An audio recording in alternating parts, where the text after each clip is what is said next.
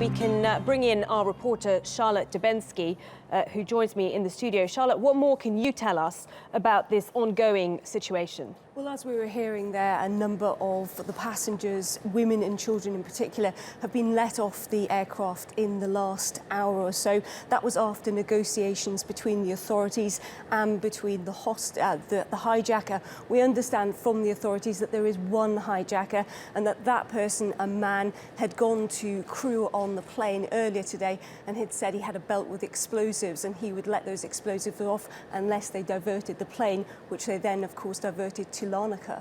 So tell us a bit about the route, Charlotte. I believe that the plane started off initially in Saudi Arabia, so it was an international flight, and then went to Egypt, is that right?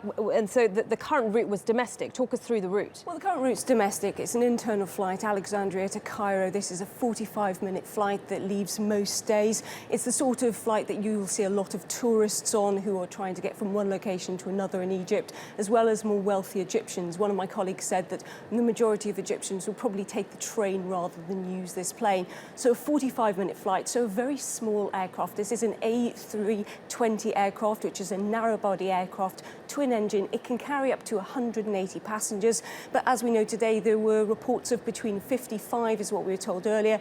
The reporter you just spoke to there, around 71 and 7 crew on board. Now, this flight, instead of flying to Cairo, was diverted to Larnaca Airport, which is about 550 kilometres away, which is well within the route capability of an A320 airplane.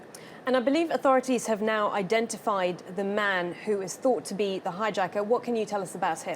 So far, we know that he's an Egyptian national called Ibrahim Samiha or Samaha. We're waiting for more information about him, but we understand that there was potentially a domestic reason as to why he may have wanted to go to Cyprus. You heard there that he apparently has an estranged wife who lives in Cyprus. So we're waiting for more details to emerge, but we can tell you that the man so far has been identified as an Egyptian national, and his name is Ibrahim Samiha. Okay, Charlotte, many thanks for that. You're going to stay here.